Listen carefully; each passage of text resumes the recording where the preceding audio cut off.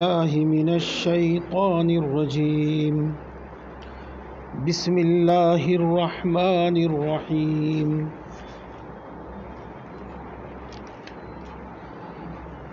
يا أيها الذين آمنوا كلوا من طيبات ما رزقناكم واشكروا لله إن كنتم إياه تعبدون. صدق اللہ العظیم. اے ایمان والو، ان پاکیزہ چیزوں میں سے کھاؤ جو ہم نے تم کو عطا کی ہیں، اور اللہ کا شکر ادا کرو اگر تم صرف اسی کی عبادت کرنے والے ہو. ترجمہ تو ہو گیا، لیکن اس کے اندر سمجھنے کی بہت بات ہے. پہلی بات، پاک چیز کھاؤ، حلال چیز کھاؤ. 2 آیتوں پہلے 3 آیتوں پہلے بھی اس کا ذکر آیا تھا، اور آج پھر اس کا ذکر ہے. اور قرآن پاک میں اس کے علاوہ اور بھی کئی جگہ اس کا ذکر ہے. وہاں میں نے وہ بات نہیں بیان کی تھی، یہاں میں وہ بات بیان کر رہا ہوں. دوستو، حلال کھانے اور پاکیزہ کھانے کا انسان کے اعمال اور اخلاق میں بہت بڑا دخل ہے، بہت بڑا دخل ہے.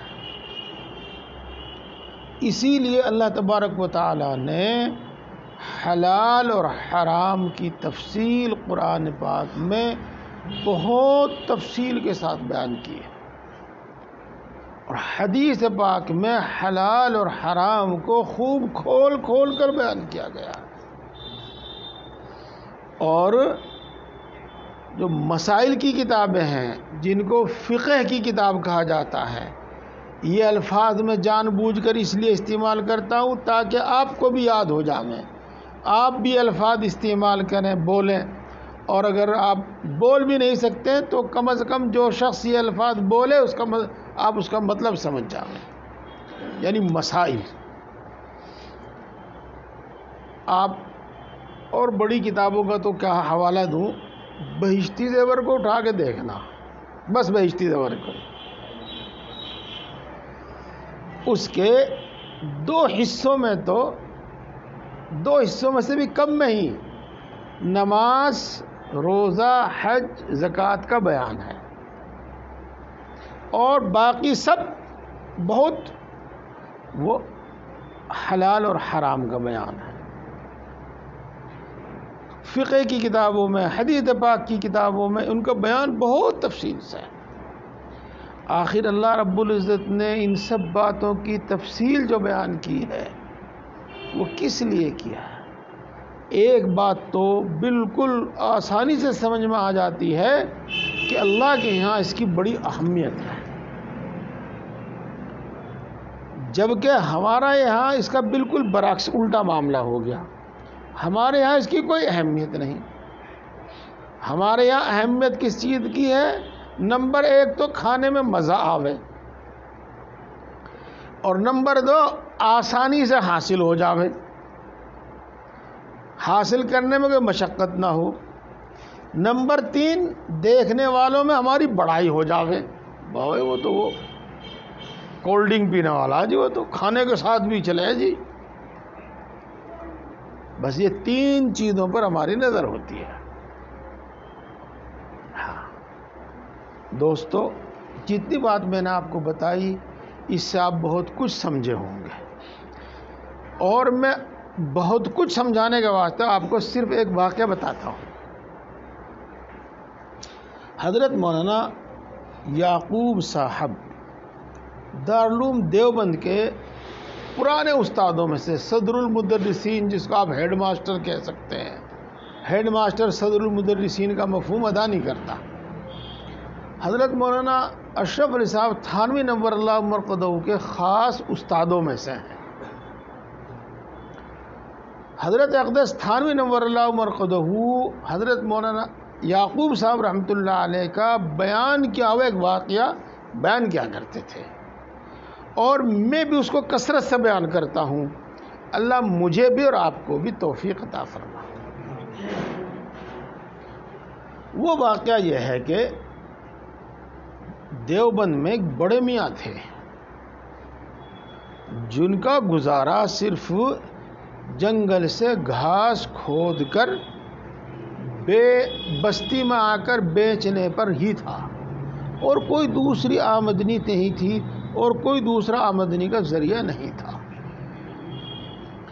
آپ حضرات نے تو اب تک دیکھا ہوگا، اور اب بھی شاید ہو، یہاں چھڑیوں کے میدان پہ لوگ اپنی گھاس کی گٹھڑیاں لے کر جاتے تھے۔ آپ نے اس سے پہلے بھی دیکھا ہوگا جامع مسجد کے پاس چبوترا، اس کو گھاس منڈی کہتے تھے۔ کوئی لوگ اپنے کھیت میں سے کاٹ کر لاتے تھے، کوئی جگہ جگہ سے جاڑا وغیرہ کھود کر لاتے تھے اور وہاں بیچتے تھے۔ ایسے ہی وہ بزرگ بس جنگل سے گھاس کھودتے تھے اور بیچتے تھے، اسی سے گزارا ان کا چلتا تھا۔ اب اس میں سے وہ کچھ نہ کچھ جمع کرتے رہتے تھے سال بھر تک، اور سال بھر میں جو کچھ جمع ہوتا تھا اس سے دارالعلوم دیوبند کے استادوں کی دعوت کیا کرتے تھے۔ اساتذہ کتنے تھے یہ تو ہمیں پتہ نہیں، نہ واقعے میں بیان کیا گیا، اور کتنے پیسے اکٹھے ہوتے تھے اس کا بھی کچھ اندازہ نہیں۔ ہاں اتنا بیان کیا گیا کہ اس سے جو کھانا تیار ہوتا تھا وہ سب کو پیٹ بھر بھی نہیں ملتا تھا، کبھی 4-6 لقمے، کبھی 10 لقمے، جو جس کو جتنا ملا اتنا کھا لیا۔ لیکن حضرت مولانا یعقوب صاحب رحمۃ اللہ علیہ فرماتے ہیں کہ ہمیں سال بھر اس دعوت کا انتظار رہتا تھا۔ اللہ اکبر۔ کیا بنتا تھا؟ اکثر و بیشتر میٹھے چاول بنتے تھے، زردہ نہیں۔ میٹھے چاول آپ نے تو کھا رکھے ہوں گے، ویسے زمانہ تو چلا گیا میٹھے چاولوں کا، لیکن آپ نے تو کھا رکھے ہوں گے۔ میٹھے چاول بنتے تھے، گڑ کے چاول بنتے تھے۔ تو گڑ کے چاولوں کا سال بھر انتظار کیوں رہتا تھا؟ اس لیے رہتا تھا کہ وہ دعوت کھانے کے بعد دل کے اندر جو نورانیت پیدا ہوتی تھی اور عبادت کے اندر جو یکسوئی پیدا ہوتی تھی اور عبادت کا جو شوق پیدا ہوتا تھا، اس کی وجہ سے اس دعوت کا انتظار رہا کرتا تھا۔ اس میں حلال کو بھی دخل ہے اور حلال کے ساتھ ساتھ اخلاص کو بھی دخل ہے۔ یہ ہے، اس لیے اللہ رب العزت بار بار قرآن پاک میں فرماتے ہیں حلال کھاؤ، پاکیزہ کھاؤ۔ یہ واقعہ ہوا۔ اب ایک دوسرا واقعہ بھی سنو۔ تفسیر سنا کر آگے چلنا یہ نہیں، بلکہ اس سے ہمیں کچھ حاصل ہو۔ یہ واقعہ ہم نے حضرت مولانا مسیح اللہ خان صاحب نور اللہ مرقدہ کی زبان سے بار بار سنا۔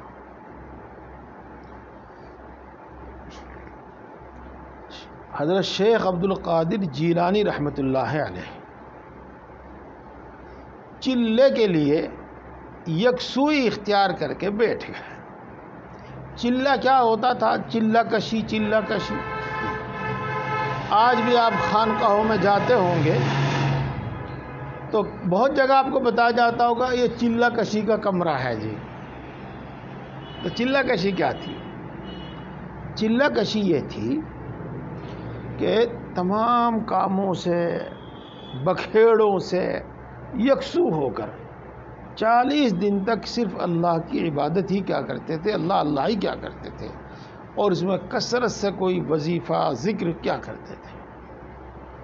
اس کا مقصد کیا ہوتا تھا دل کی صفائی. اس کا مقصد کیا ہوا کرتا تھا؟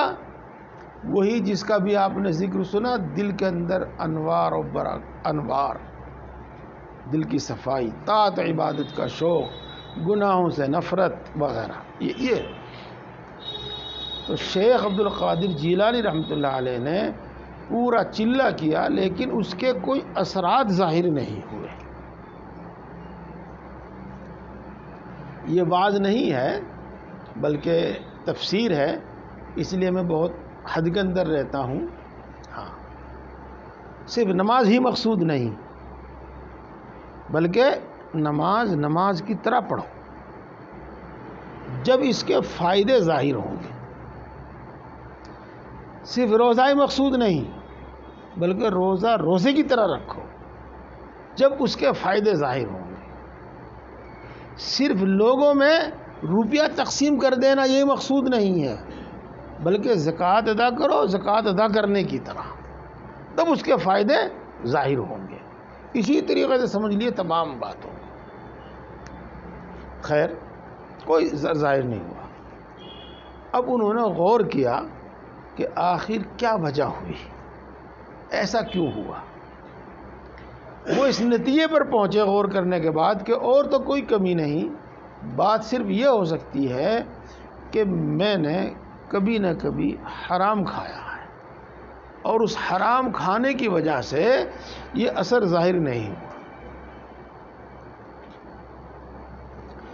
پھر انہوں نے غور کیا کہ جب سے میں نے ہوش سنبھالا ہے میں نے کوئی حرام چیز نہیں کھائی. ممکن ہے میری ہوش سے پہلے میری ماں نے مجھ کو کوئی چیز حرام کھلا دی ہو. اپنی ماں کے پاس گئے، ان سے پوچھا، ان کے سامنے اپنا واقعہ بیان کیا. ماں نے کہا کہ بیٹا، میں نے تمہیں کوئی حرام غذا نہیں کھلائی. نہیں ماں، غور کرو، کچھ نہ کچھ تو بات ہے. غور کیا تو یاد آیا کہ جب تم میرے پیٹ میں تھے اس وقت میں اپنے گھر کی چھت پر چڑھی تو پڑوسن کی بیری کی ایک ٹہنی ہماری چھت پر آئی ہوئی تھی، اس پر ایک بیر لگا ہوا تھا، تو میں نے وہ بیر توڑ کر کھایا تھا. کہا کہ جاؤ پڑوسن سے معافی مانگ کے رہو. تو گئی والدہ اور پڑوسن سے معافی مانگی. ہم آپ جانتے ہیں کہ ایسی چیز کو تو کوئی اہمیت دیتے ہی نہیں، تو وہ بھی کہنے کیوں آپ ہمیں شرمندہ کرتی ہو، ایسی کیا بات ہے. انہوں نے کہا نہیں دیکھو معاف کر دو. انہوں نے معاف کر دیا. یہ میں نے اس لیے کہا کہ ابھی کچھ دنوں تک تو ہمارے یہاں یہ بات مشہور تھی، بھائی کھانے پینے کی چیز کی کیا چوری. آم آگا میں آم توڑ لو، خربوزہ تربوزہ آگا میں وہ توڑ لو کھا لو، اس کی تو کوئی چوری ہی نہیں. اب تک تو ہم یہ کہا کرتے تھے جی، یہ سنا کرتے تھے کہ کھانے پینے کی چیز کی کیا چوری. خیر انہوں نے دوبارہ چلہ شروع کیا. حضرت فرمایا کرتے تھے کہ کچھ ہی دن گزرے تھے اس کے اثرات ظاہر ہونے شروع ہو گئے.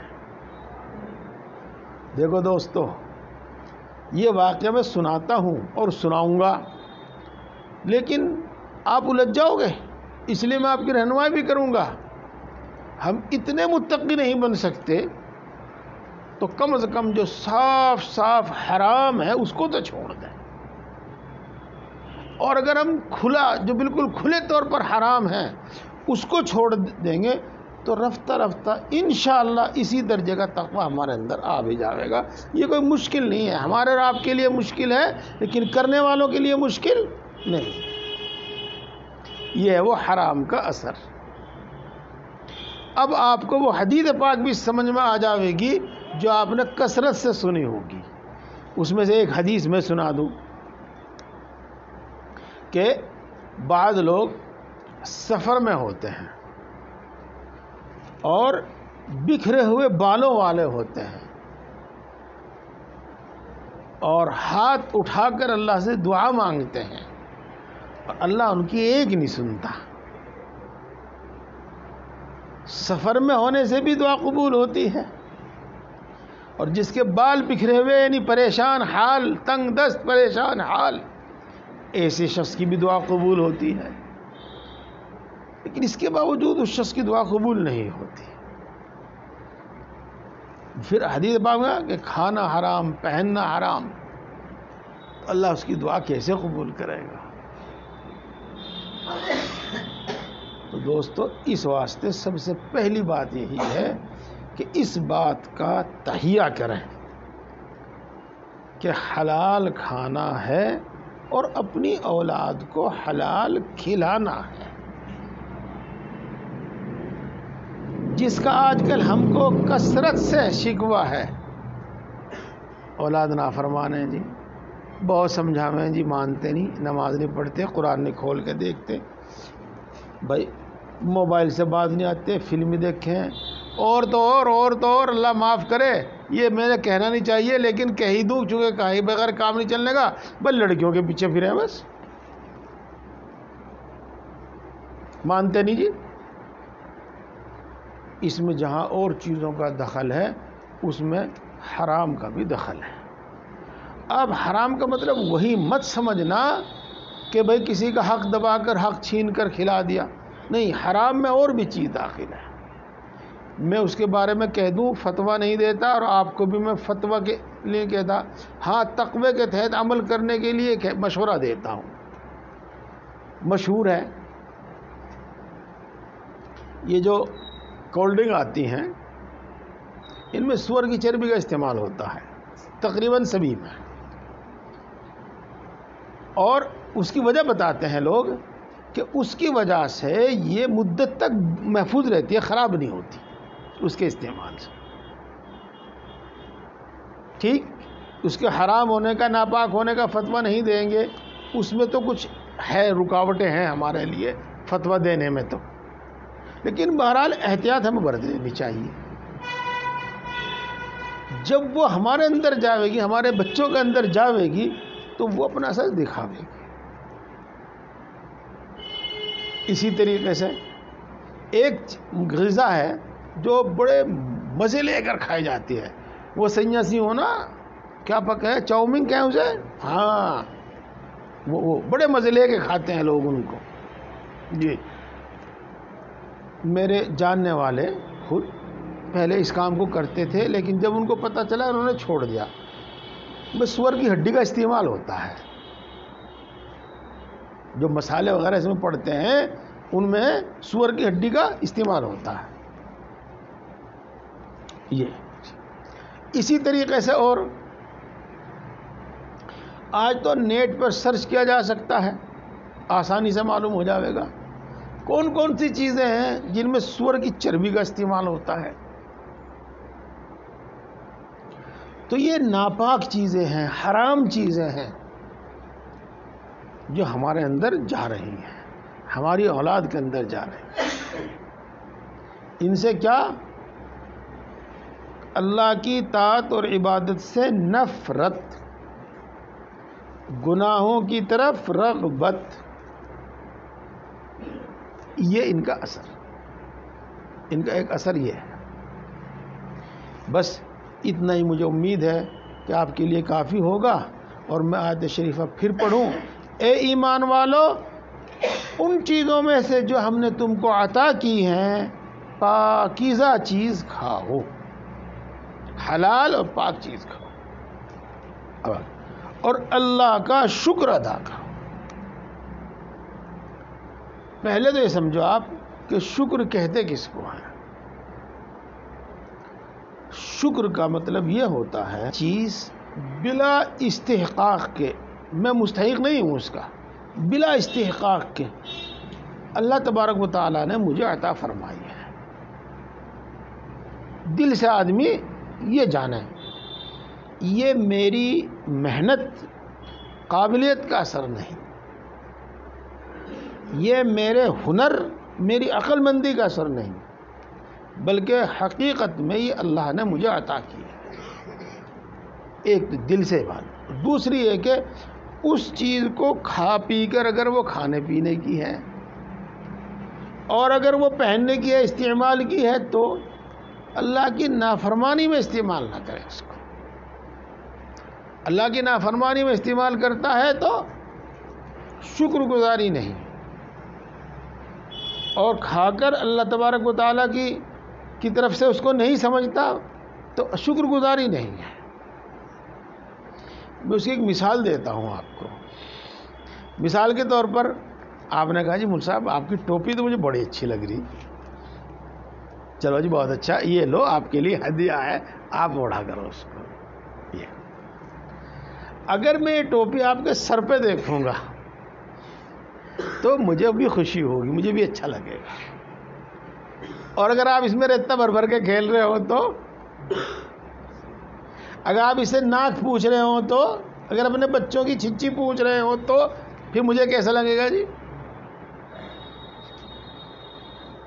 اللہ کی نعمتوں کو اللہ کی اطاعت و فرما برداری میں استعمال کریں، نہ کہ اللہ کی نافرمانی میں استعمال کریں۔ یہ ہے شکر۔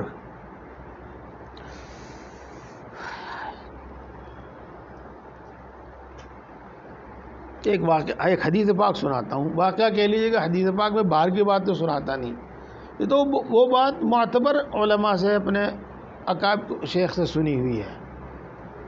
یہ حدیث پاک بس رسول اکرم صلی اللہ علیہ وسلم مسجد نبوی میں تشریف لاتے ہیں۔ کچھ دیر کے بعد ابو بکر بھی آ جاتے ہیں، کچھ دیر کے بعد حضرت عمر رضی اللہ تعالیٰ عنہ بھی آ جاتے ہیں۔ تینوں میں ایک بات ہوتی ہے، اس دوپہر میں اس گرمی میں کیوں نکلے؟ بھوک ستا رہی تھی، گھر میں بے چینی تھی، اس لیے نکل آیا۔ رسول اللہ صلی اللہ علیہ وسلم نے ارشاد فرمایا کہ جس چیز نے تم کو گھر سے نکالا مجھے بھی اسی چیز نے گھر سے نکالا، میں بھی بھوک کی وجہ سے بے چین۔ اور چلو ابو ایوب انصاری کے ہاں چلتے ہیں،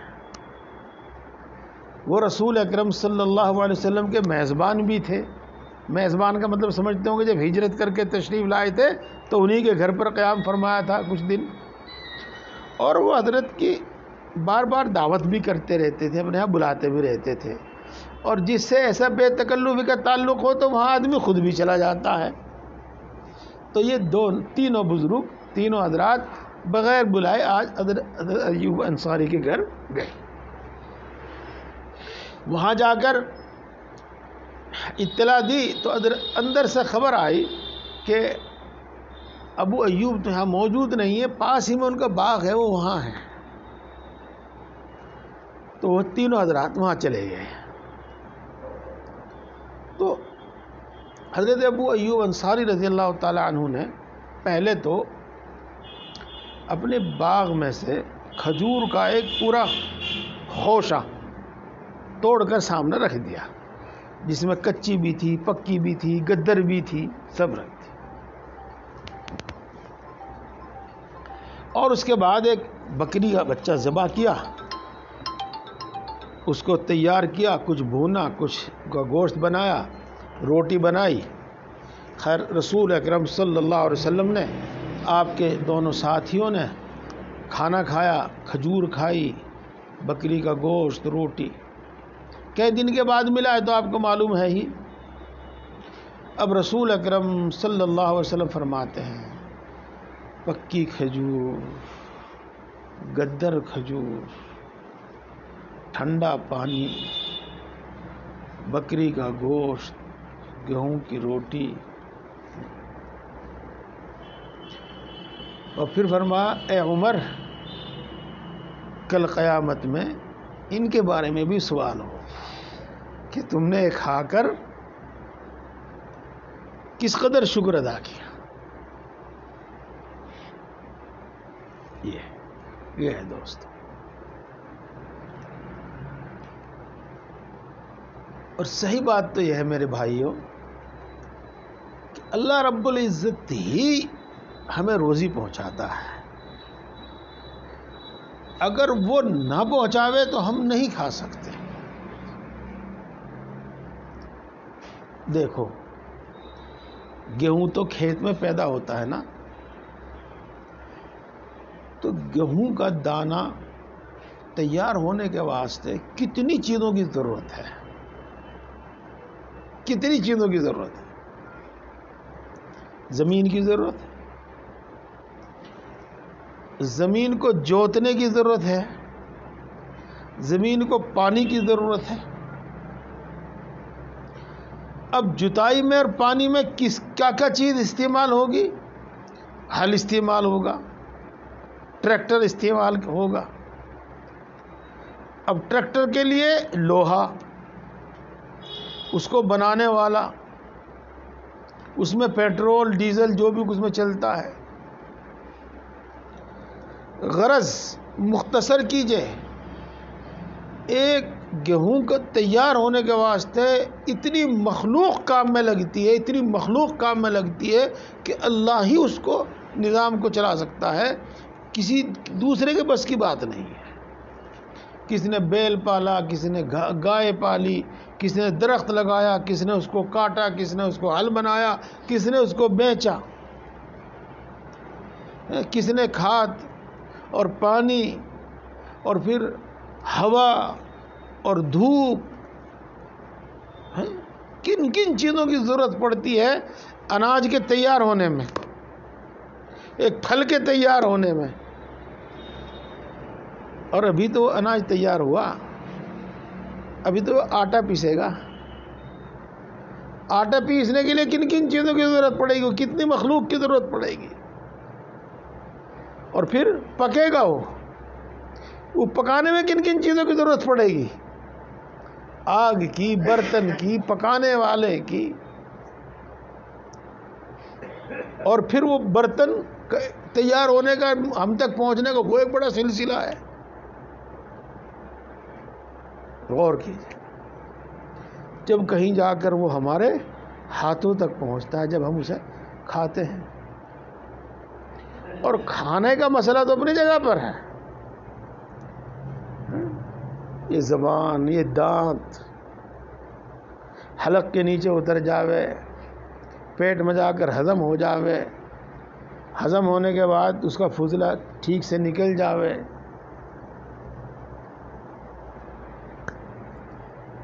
یہ سوائے اللہ تبارک و تعالیٰ کی قدرت کے اور کسی کے بس کی بات نہیں ہے. پورا نظام بنانا، پورا نظام چلانا. اس لیے یقیناً اللہ کا شکر واجب ہے، اور آدمی اس پر غور کرے تو ضرور شکر ادا کرے. جی ہاں، اسی لیے کچھ کھانے کے بعد بھی ایک دعا ہے ایسی، وہ مجھے اس وقت یاد نہیں آ رہی ہے. کپڑا پہننے کے بعد رسول اکرم صلی اللہ علیہ وسلم یہ دعا پڑھا کرتے تھے: الحمدللہ الذی کسانی ھذا الثوب ورزقنیہ بغیر حول منی ولا قوت. تمام تعریفات کا مستحق اللہ ہے جس نے مجھے یہ کپڑا پہنایا میری طاقت کے بغیر. یہاں ایک دوسری بات، ایک بندہ وہ ہے جو کھا پی کر اللہ کا شکر ادا کرتا ہے، اور ایک تو یہ بھی اللہ تبارک و تعالیٰ کے یہاں عبادت گزار بندوں میں شمار ہوتا ہے. اسی لیے اللہ تبارک و تعالیٰ کی جو نعمتیں ہیں خوب استعمال کرو. اللہ تعالیٰ خود ارشاد فرماتے ہیں: کلو واشربو ولا تسرفو. کھاؤ پیو، بس حد سے آگے نہ بڑھو، اللہ کا شکر ادا کرو. اگر تم اللہ ہی کی عبادت کرنے والے ہو، اگر اللہ ہی کو ماننے والے ہو، اور یہ بات تو بالکل کھلی ہے کہ ہم اللہ ہی کو ماننے والے ہیں، اللہ ہی کی عبادت کرنے والے ہیں، اس لیے ہم پر اللہ کا شکر بھی واجب اور لازم، اور اس کے ساتھ ساتھ حلال اور پاکیزہ کھانا بھی لازم. جب تک ہمیں مسائل معلوم نہیں ہوں گے اس وقت تک ہمیں دشواری ہوگی، اور جب مسائل معلوم ہو جائیں گے تو پھر حلال کھانا ہمارے لیے دشوار نہیں ہوگا، آسان ہو جائے گا. بس اتنا ہی کافی ہے. اللہ تبارک و تعالی عمل کی توفیق عطا فرمائے.